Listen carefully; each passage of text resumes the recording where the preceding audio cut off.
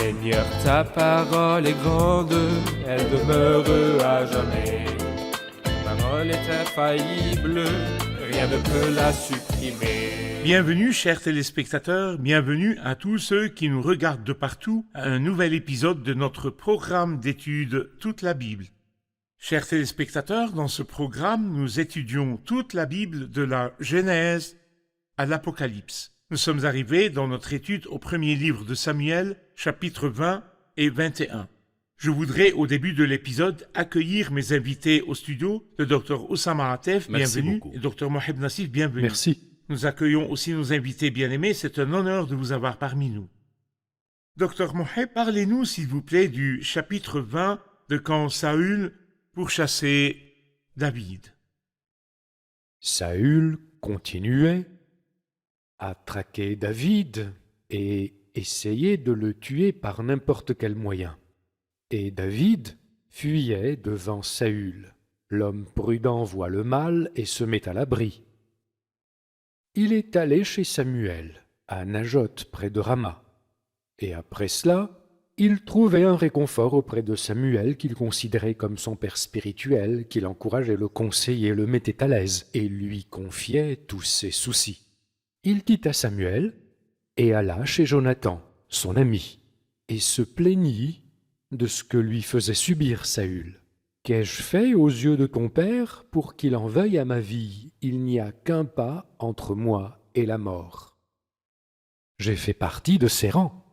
Je l'ai respecté, je l'ai servi de tout mon cœur. J'ai résolu ses problèmes, j'ai combattu ses guerres. Tout ce qu'il m'a demandé, je l'ai fait en toute conscience. Je ne lui ai jamais rien fait de mal. Pourquoi me traite-t-il ainsi? En ennemi. » En fait, ça le blessait au plus profond, que Saül lui rendit le mal pour le bien. Il endurait toutes les percussions et toutes les souffrances en échange de son amour, de son obéissance, de son respect et de son estime. Je vois ceci comme une figure du Seigneur Jésus-Christ. Car il a dit aussi, « Ils sont plus nombreux que les cheveux de ma tête, ceux qui me détestent sans raison. » Une prophétie concernant le Seigneur Jésus. Oui, tout à fait, dans le psaume 69. « Ils me détestent sans raison. » Et dans le psaume 109, il dit, « Alors que je les aime, ils sont mes adversaires. Ils me rendent le mal pour le bien et de la haine pour mon amour. » Frère Oussama, l'amitié entre Jonathan et David était toujours là. Il l'a traité dans des chapitres passés avec l'esprit respectueux dont vous nous avez parlé. Je voudrais que vous nous donniez d'autres caractéristiques de l'amitié entre Jonathan et David. Oui, nous avons parlé dans l'épisode précédent de l'amitié qui choisit, qui donne et qui est loyale.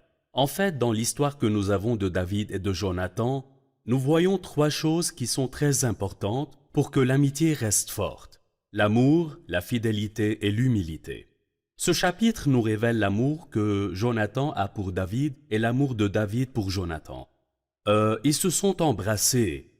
Il a fait prêter serment à David au nom de son amour pour lui. Dans le verset 17 du chapitre 20, nous lisons « Jonathan fit encore prêter serment à David au nom de son amour pour lui, car il l'aimait comme lui-même. » Cet amour est grand. Nous voyons aussi la fidélité et l'honnêteté de Jonathan. Il ne savait pas que Saül insistait à tuer David, mais il lui a dit « Je vais voir et je te le ferai savoir, même si en te le faisant savoir, cela fait que je ne serai pas roi. Mais tu seras roi et je serai contre mon père et je lui serai hostile. Mais je te serai fidèle à toi. Dites chacun la vérité à votre prochain. Ne mentez pas l'un à l'autre. » Chers frères, c'est important que ma relation avec mes amis soit honnête et sans mensonge. Mais il faut aussi que ma relation avec tous soit avec fidélité. Mais dernièrement, je dirais l'humilité. Elle est merveilleuse et quand il y a une relation entre deux personnes, où l'une agit avec arrogance envers l'autre, assurez-vous que cette relation ne continuera pas. Mais nous voyons l'humilité de David devant Jonathan. Il s'est prosterné 3 fois, si vous lisez le verset 41 du chapitre 20. Le serviteur de Jonathan est parti, et David se leva du côté du sud, Puis il se jeta le visage contre terre et se prosterna 3 fois. Les 2 amis s'embrassèrent. Et nous voyons aussi l'humilité de Jonathan devant David quand il lui dit « Je serai avec toi ». Souvent, frère voulons que Hayat, l'autre chacun soit d'entre premier. nous veut être premier, mais dans une amitié, quand il y a l'humilité, et nous acceptons d'être second, combien cette relation serait bonne. Elle est caractérisée par l'amour, la fidélité et l'humilité. L'amour, la fidélité et l'humilité. Nous allons faire une pause et nous reviendrons avec une question de nos invités. Chers téléspectateurs, nous nous reverrons après la pause. Restez branchés et si vous avez des questions que vous voudriez poser, écrivez-les et envoyez-les sur l'adresse que vous verrez durant la pause.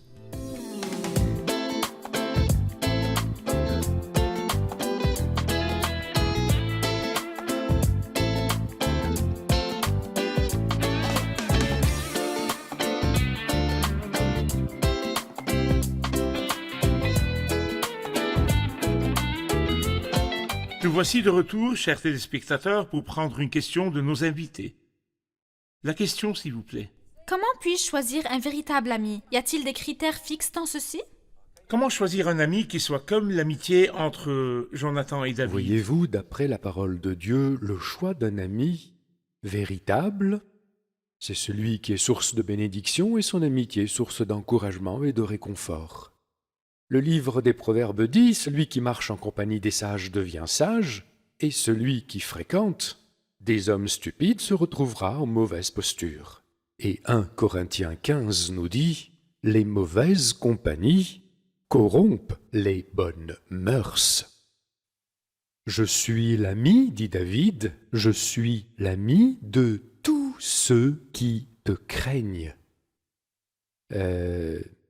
Il n'y a aucun doute, 2 hommes marchent-ils ensemble sans s'être concertés? Il doit y avoir un genre de mise en accord entre les 2. Cet accord, il est d'abord spirituel. Qu'y a-t-il de commun entre la lumière et les ténèbres? Et quelle relation entre un croyant et un non-croyant? Quelle part? Quelle communion? Comment pourrions-nous marcher ensemble si notre mode de vie est différent? Donc il faudrait, si nous sommes croyants, que nos amis appartiennent au cercle de la foi, de la famille de Dieu. L'accord intellectuel, nous devons penser de la même façon, le cas contraire, nous ne pourrons pas continuer à être ensemble. Nous ne pourrons pas nous adapter et vivre l'un avec l'autre si nos pensées s'opposent. Et cela change bien sûr d'une personne à l'autre. Et là, l'éducation rentre en jeu, les cultures, même les personnalités, les ambitions dans la vie et les façons de penser. Si cette personne pense comme moi, nous 2, nous pouvons marcher ensemble, nous pouvons continuer notre cheminement ensemble. Un accord social. Pareil, il ne devrait pas y avoir une grande différence, une disparité entre les 2 et que cette personne soit l'ami proche et intime, l'ami pour la vie, le compagnon, et entre les 2, il y a une très grande différence sociale. Si ce sont des choses simples, ils peuvent les dépasser et ça ne les affectera pas du tout. Et la différence d'âge aussi. Il est difficile que l'ami intime et proche ait une grande différence d'âge. Dans ce cas, c'est incompatible. Leurs problèmes sont différents. Leurs intérêts sont différents. Nous ne pouvons pas marcher ensemble si entre nous 2, il y a une grande différence d'âge. Aussi, quand nous interagissons avec quelqu'un du sexe opposé, nous devons agir purement avec les personnes de l'autre sexe. Cependant, pour avoir un ami intime, loyal et proche, avec qui je pourrais partager tous mes secrets, problèmes et préoccupations, il est préférable qu'il soit du même sexe. Frère Oussama, nous parlons toujours de l'amitié entre Jonathan et David. Donc, d'après ce qui est dit, nous comprenons que c'est une amitié très loyale, très profonde et que les 2 sont très proches l'un de l'autre. Mais est-ce que cette amitié entre Jonathan et David a continué et l'a-t-il suivi jusqu'à la fin? En vérité, la fidélité a demeuré et la loyauté a demeuré jusqu'à la fin. Mais en fait, la continuité, elle ne l'a pas suivi jusqu'à la fin. Et je pense aussi que Jonathan a perdu une grande chance quand il n'est pas resté avec David quand il était poursuivi. C'est pour cela que quand nous voyons David être glorifié, nous voyons que Jonathan disparaît. Quand il devait choisir, au lieu de choisir d'être pourchassé avec David, il a choisi de revenir chez lui, chez Saül. Ici, nous voyons quelqu'un qui suit avec un cœur divisé. Et la fin de Jonathan était très tragique. À la fin de 1 Samuel, il a été tué avec Saül, si seulement il avait suivi David complètement. Parfois, nous, en tant que croyants, quand nous suivons le Seigneur, nous ne suivons pas le Seigneur de tout notre cœur. Et quelle grande perte pour tout chrétien qui peut rester attaché au Seigneur Jésus, mais au lieu de cela, il perd son premier amour et ne donne pas la première place au Seigneur. Concernant le fait de suivre, dans Luc chapitre 9, l'un de ceux à qui le Seigneur parlait et qu'il a invité à le suivre, a dit « Permets-moi d'aller d'abord prendre congé de ceux de ma maison, comme ceci est dangereux. » Jonathan est resté avec ceux à la maison. Le Seigneur a dit à celui-là, quiconque met la main à la charrue et regarde en arrière n'est pas propre au royaume de Dieu. Donc il a laissé David et est retourné chez Saül. Exactement. Nous voyons une catastrophe qui est arrivée avec Pierre quand il a suivi le Seigneur de loin. Elle l'a mené à la fin à une chute horrible. Le Seigneur Très veut bien. que nous le suivions de tout notre cœur. Même si nous faisons face au danger. Même si nous faisons face au danger et même quand nous passons par une perte. Parfait. Être dépendant est toujours coûteux. En fait, cela a été difficile pour Jonathan de suivre le chemin du rejet et de l'endurance des difficultés, abandonnant le confort et le bien-être du palais. David attendait beaucoup de Jonathan, bien plus que ces choses. Il ressentait que l'amour et la loyauté les maintenaient étroitement liés. Avant de se séparer et que chacun aille de son côté, les deux amis pleurèrent. Les deux amis s'embrassèrent et pleurèrent ensemble. En particulier David. C'est clair que David aimait Jonathan bien plus que Jonathan aimait David, et que Jonathan avait effectivement abandonné son premier amour et ne pouvait plus rester avec lui jusqu'à la fin. Ce qui a encore blessé David, c'est qu'il ne l'a pas seulement laissé, mais il est retourné à la maison de Saül, l'ennemi, une image du chrétien qui aime le monde qui a crucifié Christ. Ceci blesse vraiment le cœur du Seigneur quand il sent qu'un croyant, s'attachant au système corrompu du monde qui est Christ et qui a crucifié Christ. Très bien. Chapitre 21. David se rendit à Nob vers le prêtre Achimélec. Celui-ci courut effrayé à sa rencontre et lui demanda « Pourquoi es-tu seul et n'y a-t-il personne avec toi ?» David répondit au prêtre Achimélec « Le roi m'a donné un ordre et m'a dit que personne ne sache rien de l'affaire pour laquelle je t'envoie, ni de l'ordre que je t'ai donné. J'ai fixé un rendez-vous à mes hommes. Maintenant, qu'as-tu sous la main? Donne-moi 5 pains ou ce que tu trouveras. » Le prêtre répondit à David, « Je n'ai pas de pain ordinaire sous la main, mais je peux te donner du pain consacré, à condition que tes hommes n'aient pas eu de relation avec des femmes récemment. » David répondit au prêtre, « Nous n'avons pas eu de relation avec des femmes comme toujours quand je pars en campagne. Les affaires de mes hommes sont consacrées, même si une expédition a un caractère profane. Elles le seront d'autant plus aujourd'hui. » Alors le prêtre lui donna du pain consacré, car il n'y avait là pas d'autre pain. On l'avait retiré de devant l'Éternel pour le remplacer par du pain chaud au moment où on l'avait pris. Ce jour-là, un des serviteurs de Saül était présent, enfermé, qu'il était au service de l'Éternel. C'était un Édomite du nom de Doeg qui était le chef des bergers de Saül. David dit à Achimélec, « N'as-tu pas sous la main une lance ou une épée? En effet, je n'ai pris avec moi ni mon épée ni mes armes, parce que l'ordre du roi était urgent. » Le prêtre répondit, « Il y a là l'épée de Goliath, le Philistin, que tu as tillée dans la vallée d'Éla. Elle est enveloppée dans un drap derrière l'éphod. Si tu veux la prendre, prends-la, car il n'y en a pas d'autre ici. » David répliqua, « Il n'y en a pas de pareil, donne-la moi. » Je m'arrêterai sur 3 phrases, frère Moheb. D'abord, il lui a dit, « Pourquoi es-tu seul ?» alors qu'il y avait un serviteur avec lui. Tous les hommes il de allait en David groupe. étaient avec lui, C'est c'est vrai. Deuxièmement, que veut-il dire par le pain consacré? Ceci est étrange pour nous. Nous voudrions en savoir plus. Troisièmement, quand il lui a donné le pain consacré, ceci n'est-il pas contraire à la loi? La signification du mot seul veut dire qu'il n'avait personne lié à Saül, de l'entourage royal de Saül. Mais les 400 hommes de David le suivaient partout où il allait. Mais constatez ici le début de la confusion après le choc psychologique qu'il a subi, à la suite de la séparation de Jonathan. Je voudrais dire qu'il y avait danger, qu'après ces traumatismes psychologiques, il y ait perturbation. Et c'est arrivé. Il a penché à l'extrême droite, puis a réagi à l'extrême gauche, et dans les deux cas, il avait tort. Sans consulter l'Éternel, bien que nous étions habitués à un David qui interrogeait en tout le Seigneur. Nous le voyons ici, et sans utilité, après avoir vécu l'abandon de Jonathan, aller voir Achimélec, fils d'Abiathar, le prêtre, et il lui a menti, en lui disant que Saül l'envoyait, qu'il y avait urgence et une très grande confidentialité autour de l'affaire et qu'il ne pouvait pas en parler, mais rien de tout cela n'était vrai. Il a menti. Et il a inventé une histoire de toute pièce. Réponse à la première question. Deuxième question. Tout cela parce qu'il y allait seul, sans l'entourage du roi. Mais avec ses Mais propres il hommes. avait ses propres hommes. Tout à fait, Très oui. bien.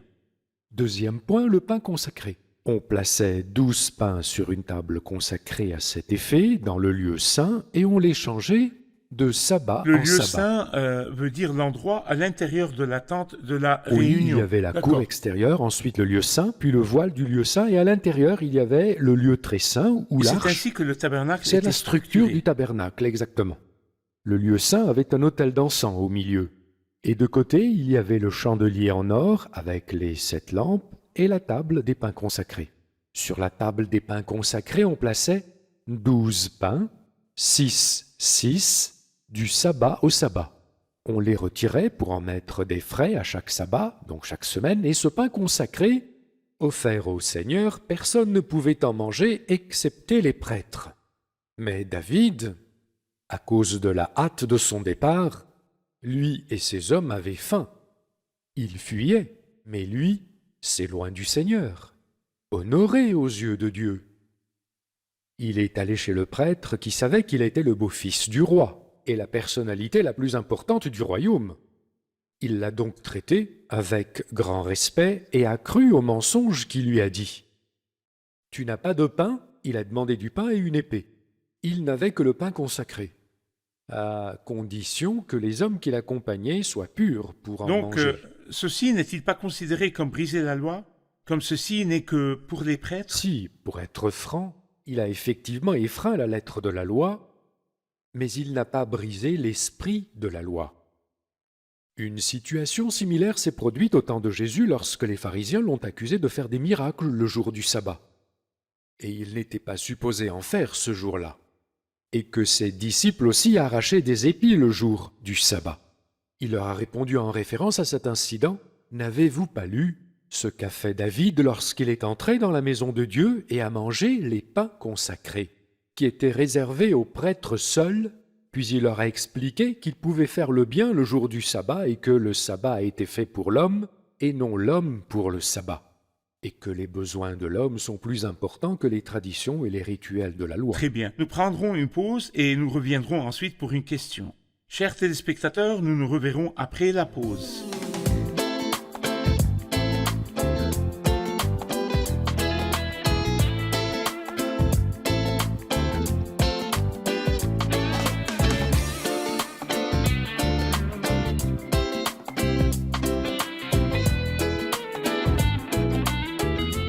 Nous sommes de retour, chers téléspectateurs. Nous prenons une question de nos invités. La question du public. J'ai une question. Qui Allez-y. est Doeg l'édomite? Qui est Doeg l'édomite dont on dit qu'il est le chef des bergers de Saül? Doeg l'édomite est le chef des bergers de Saül, et nous savons de son nom qu'il est d'Édom. Et pour savoir plus à son sujet, nous pouvons aller au psaume 52. Le titre de ce psaume dit « Au chef de chœur ». Cantique de David lorsque Doeg l'édomite vint dire à Saül, David s'est rendu dans la maison d'Achimélec. De ce psaume, nous apprenons que Doeg est un homme méchant qui se vante du mal. Il est un homme qui parle en trompant, un homme qui aime les paroles destructrices. Ce psaume a une application prophétique sur Judas Iscariote. Donc nous voyons que Doeg est un symbole de Judas Iscariote. Judas qui a trahi Christ. Oui, qui a trahi Christ et Doeg Ou a trahi l'amitié. David. Exactement. D'accord. Dans le verset 8, nous lisons que David a dit que l'ordre du roi était urgent. Et comme c'était urgent, beaucoup de gens disent que nous pouvons tout faire rapidement parce que nous n'avons pas le temps. Est-ce que les œuvres de Dieu nécessitent toujours l'empressement ou la vitesse? Dans Ésaïe 28, il y a un beau verset qui dit « Celui qui la prend pour appui ne sera pas réduit à fuir » ou dans l'original hébreu « Il n'aura point hâte ». La personne qui marche avec Dieu est une personne réfléchie qui discerne la route. Pour le Seigneur, chaque chose a son temps. L'empressement ne convient pas du tout à une personne spirituelle, car c'est le Saint-Esprit qui le guide et qui le forme. C'est pour cela que nous avons besoin d'apprendre la patience avec le Seigneur et de nous assurer que ce que nous faisons est de lui et pour lui. Et les affaires du Seigneur ont leur propre rythme, Dieu ne se précipite pas. Et celui qui travaille avec le Seigneur apprend à ne pas se précipiter ni à se hâter. Et quand Moïse s'est précipité, avant le temps, et a pensé qu'il pouvait libérer ses frères du poids qui pesait sur eux après les 40 premières années, il a quitté le palais, a tué l'Égyptien et l'a enterré. Mais ce n'était ni le bon moment ni la bonne façon, son caractère était trop impulsif. Le Seigneur l'a conduit pendant 40 ans à Madian dans le désert, pour lui enseigner de nombreuses leçons qu'il devait apprendre et qu'il n'avait pas reçues dans les écoles et les institutions d'Égypte.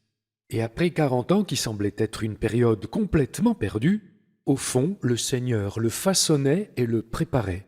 C'est la voie de Dieu. Le Fils unique, le bien-aimé, a passé 30 ans avant de commencer Seigneur son Jésus, ministère. à lui toute la le gloire. Seigneur Jésus-Christ. À lui toute la gloire. Amen.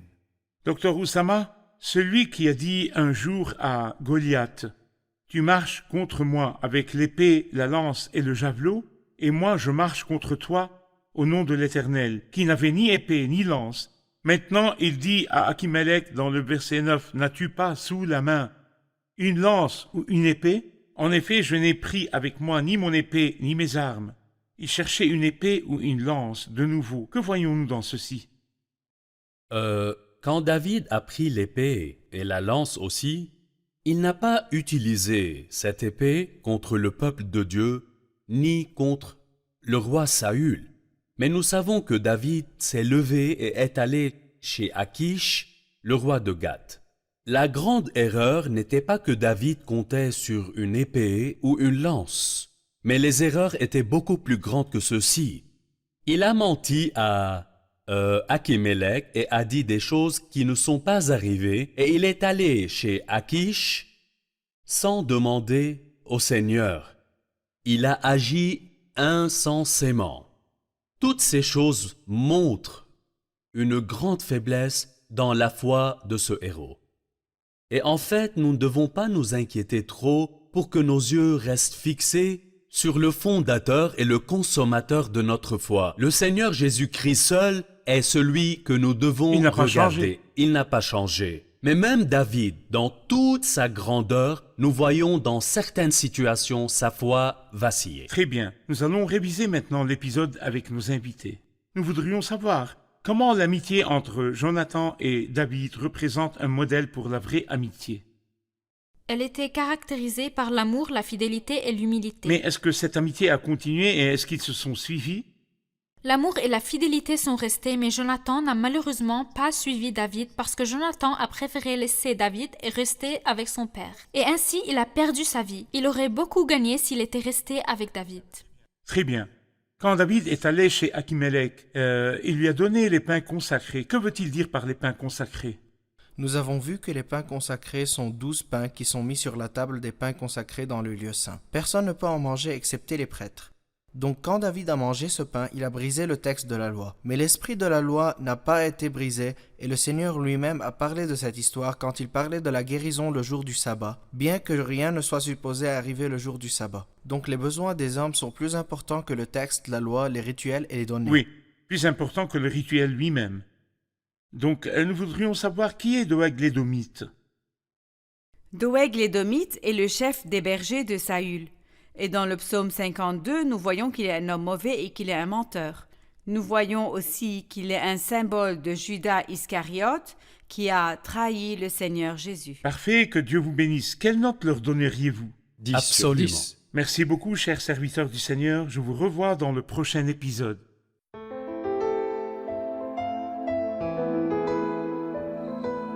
Seigneur, ta parole est grande, elle demeure à jamais. Ta parole est infaillible, rien ne peut la supprimer.